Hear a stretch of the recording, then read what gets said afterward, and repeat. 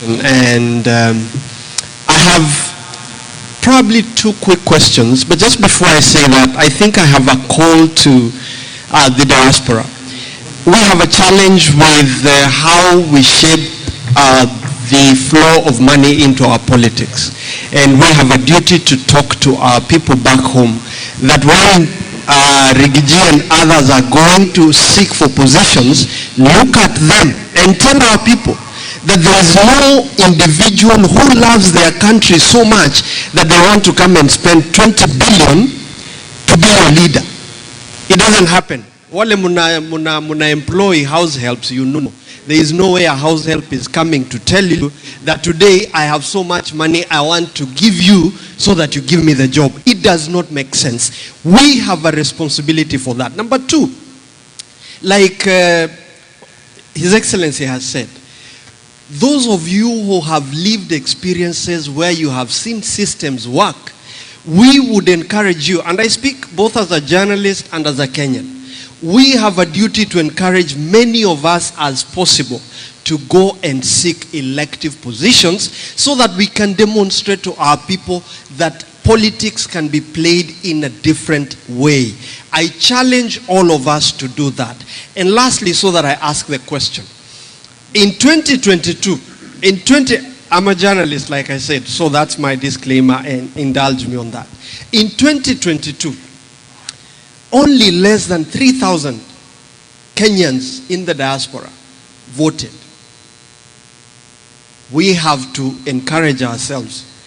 And remember, Kenya Kwanza won by a mere 233,000 votes. That tells you that had diaspora in the US stand up to vote, we would have had diaspora swing the vote and give Kenyans a better candidate. We have an opportunity in the next elections. Let me ask my question.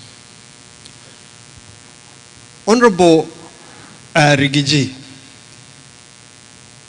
in your speech, you've spoken about a formula, and if it doesn't favor you. Now, it means that within your ranks, you have an idea of a formula. What is that formula? And what is the place of the Kenyan people in defining that formula and making that decision? In other words, how are you going to involve the Kenyan people in making that decision on who becomes the flag bearer? My second and last question. You have quite some influence with members of parliament and other National Assembly, the Senate and the county assemblies.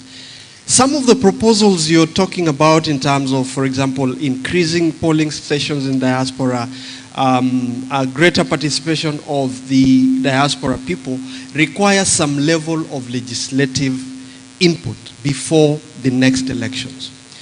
And knowing William Ruto, he will block every attempt to legislate and make policy changes that would make it impossible for him to hold on to power. How do you intend to navigate that space, considering that you know William Ruto more than all of us in this room? I would have more, and I know we'll have an opportunity to engage with you. I leave it at that for now. Thank you. Now, guys, because of time, and there are so many who have questions, can we make our questions very brief so that also he